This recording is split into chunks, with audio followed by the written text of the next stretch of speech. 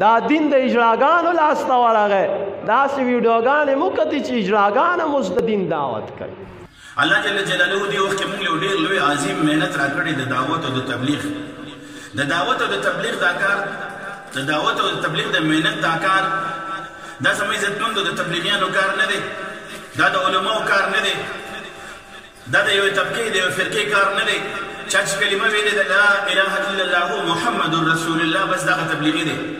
زموږ د ورور دغه مخکې ورځو کې مې یو کلیپ واورېدو او انتهایي یې در زړه راله خفه کړو. که چېرې دا عالم وي او دې د قرآن نه خبر وي نو ده به دا خبرې چېرې نه وي کړې. که ده واقعي د استادانو په تربیت کې قرآن زده کړی وي، حدیث یې زده کړی وي او علوم نبوي یې زده کړی وي، فقه یې زده کړی وي نو ده به دا خبرې نه وي کړې. دومره بدبخته انسان دی، دومره خطرناک او دومره کمزوري خبرې د خولې نه وختې او ناست دی د نبي علیه السلام په منبر مبارک باندې. ای زما وروره زموږ پیغمبر علیه السلام خو موږ له د محبت تعلیم راکړی دی. زموږ پیغمبر صلی الله علیه وسلم خو د دې امت لپاره ژړلي دي، د دې پوره امت لپاره یې غم کړی چې زما دا پوره امت د جهنم نه بچ شي او جنت ته تلو ولا جوړ شي. ته څنګه مسلمان یې او ته څنګه عالم یې او ته څنګه د نبي علیه السلام په منبر باندې ناست دی چې ستا د خولې نه دا دومره بدبخته خبرې وځي، دومره ناکاره خبرې وځي او ناست د نبي علیه السلام په منبر باندې چې دین عوامو ته پاتې شو، دین خرابو خلکو ته پاتې شو، دین اجراګانو لاس ته ورسېدو، اجراګان به اوس د دین دعوت کوي. ای بدبخته زه تا ته وایم ته څنګه انسان یې؟ ته انسان یې که ځناور یې چې دا داسې خبرې کوې او دین داسې خلکو ته پاتې شو چې موږ دوی په قرآن او حدیث به عمل نه کوې. موږ ته وایي په قرآن او حدیث به عمل نه کوې، رایوټ ته به لاړ شي او رایوټ کې چې څه کېږي په هغې به عمل نه کوې. الله دې تا ته هدایت وکړي، الله دې تا ته هدایت وکړي او که هدایت دې په نصیب کړي نو الله جل جلاله دې د ځمکې د تل نه پناه کړي چې په دې امت کې فرقې پیدا کړي، امت کې انتشار پیدا کړي. د دعوت او د تبلیغ دا کار خو د یو خاص طبقې کار نه دی. چا چې کلمه ویلې ده لا اله الا الله محمد رسول الله بس دغه تبلیغي دی. ای بدبخته کوم صحابي ته بل صحابي پیغور ورکړی دی؟ د جناب محمد رسول الله صلی الله علیه وسلم مبارک دقلته دباره نعوذ بالله عمر رضی الله تعالی عنہ پاسې شوي دا کار به زه وکړم. د اسلام نه مخکې د اسلام خطرناک دشمن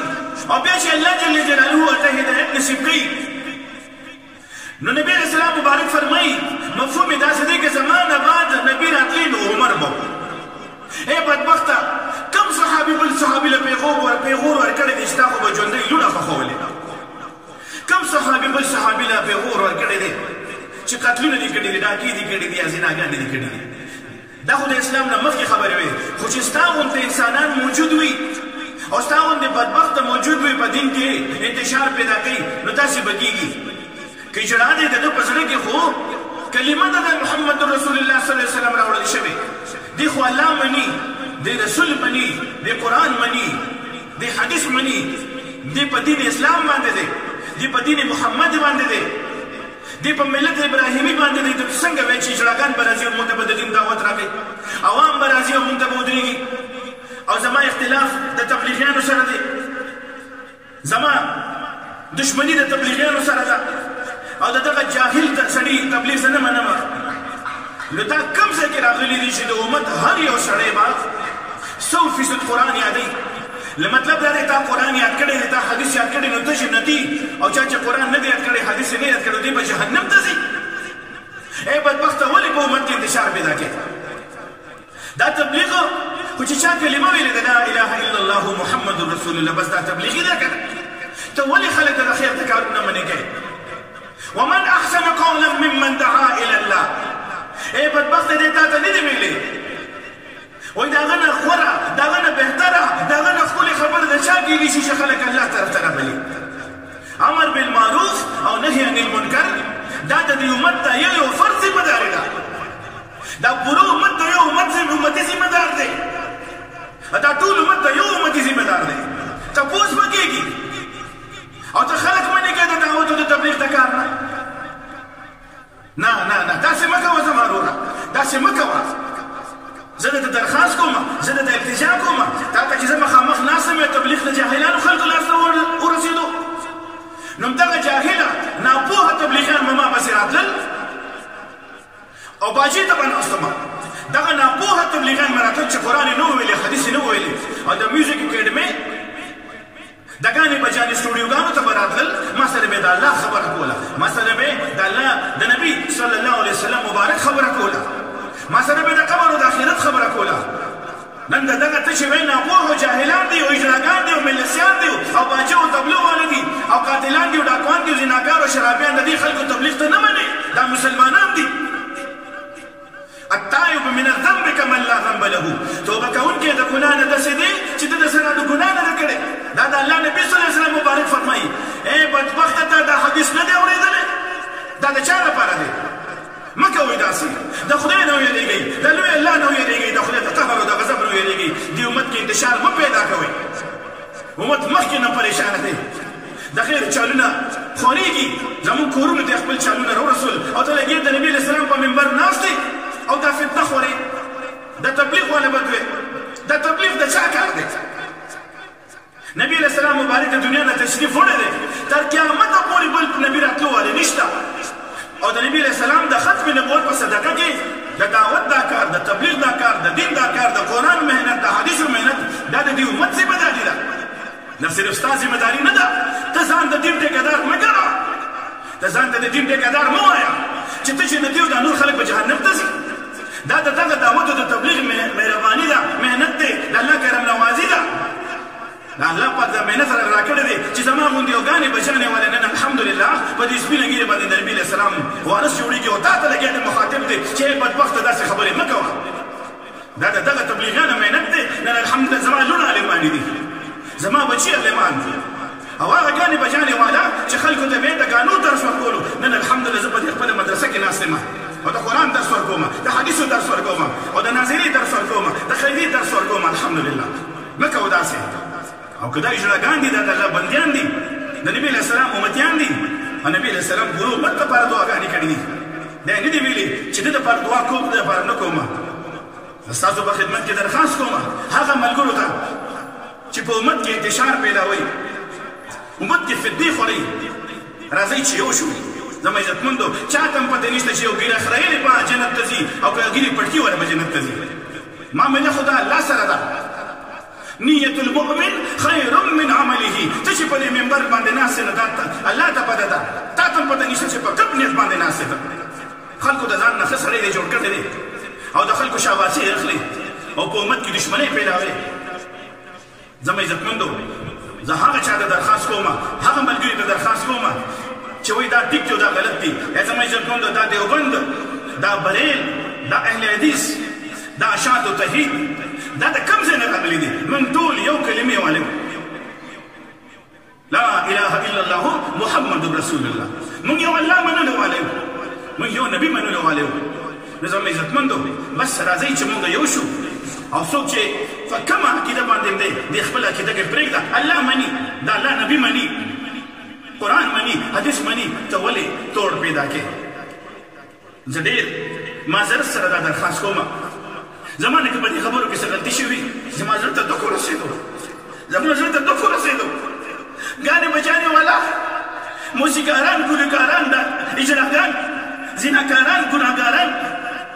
دې ته خو الله پاک د توبې دروازه کوله او کړې ده که نه که ګانې بچانې والا شو موسیقۍ والا شو اجراګان شو نو تا په دې باندې د جهنم فتوا ولګوله دا توبې دروازه کوله او نه ده چې توبه وکړي الله پاک ګناهونه نه معاف کوي الله پاک خو توبې سره ګناهونه معاف کړي او ګناهونه وله بیا د نبي علیه السلام حدیث مبارک دی چې الله پاک وله هغه ګناهونه ټول په نیکو سره بدل کړي دا داسې کریم مولا دی زما الله وایي ته ما ته راشه توبه وکړه زه ستا ټول ګناهونه معاف کوم زه ډېر معذرت سره تا ته وایم ته یې وړوکي هلکې ګیره دې راغلې وړه وړه پټکې دې والې په منبر باندې چې ناست ښکاري نه دا خبره زما په خوله باندې نه راځي خو لکه یو ماشي چې په منبر باندې ناست دي ځکه خو ته داسې خبرې کوې ته د دې منبر د سر اړو لایق نه وې په دې منبر باندې توړ نه جوړ پیدا کړه الله جل جلاله دې د دې امت په حال باندې رحم وکړي زما دې خبرو سره د چا زړه ته که دوک رسېدلي وي نو زه دې معافي غواړم پوره امت د دین نه لرې دی منځونه نه کوي د دین نه لرې دی مور نه پېژني د مور قدر نه کوي لور پلار نه پېژني زوی د پلار قدر نه کوي ښځه د خاوند نافرماني کوي پوره امت کې انتشار پیدا دی توڑ پوڑ پیدا دی او ته لګیا دی چې کوم محنت سره الله جل جلاله یو لوی دین نازل کوي او دا خلک د الله د حکم د نبی اسلام د طریقې مطابق راځي ژوند د قرآن مطابق دی ګیرې وساتلې هغه خلک چې شهر او ماښام به دین خیلی هغه خلک چې په لاسونو کې به نور سالات او ټوپکې تماچې باجي دوکړې او پته نه څه ثبوت نن هغوی په لاسونو کې تسبیح دي په کلونو کلونو به چې د جومات نه لیدو الله پاک جومات والا جوړ کړل مسجد والا جوړ کړل او ته لګیا د داسې خلکو بد وې نه نه وروره داسې مه کوه د خدای نه هېر کوه د الله نه وېرېږه د الله نه وېرېږه دا توړ مه پیدا کوه دا توړ مه پیدا کوه خلک دین طرف ته راتلو دپاره وږي دي تږي دي او تاسو دا وایي الحمدلله زمونږ د دعوت او د تبلیغ په محنت سره کم خلک چې د تبلیغ په محنت باندې رنګ شوي دي جنید جمشید رحمت الله علیه چې کم ملک ته تللی دي نو الله جل جلاله په لاس باندې بېشماره خلک مسلمانان کړي دي سید انور صاحب کرکټر چې کم ملک ته تللی دی نو بې تحاشه خلک الله پاک د ده په لاس باندې مسلمانان کړي دي داسې داسې خلک زمونږ فلم سټار څومره درته وښیم لیکن میجر صاحب چې پوره زندګي 37 به ودوي پوره زندګي یې په فلم انډسټري کې تېره کړې وه الله ولا مرګ داسې طریقې سره ورکړو چې ښه ګیره ښه پاسپورټ او ویزې ځان سره د دنیا نه یې وړله دا ورته د تبلیغ کار به یې کولو نعمت سرحدي الحمدلله په جومات کې محنت کوي پوره زندګي په فلم انډسټري کې تېره شوې ده شهنشاه باچا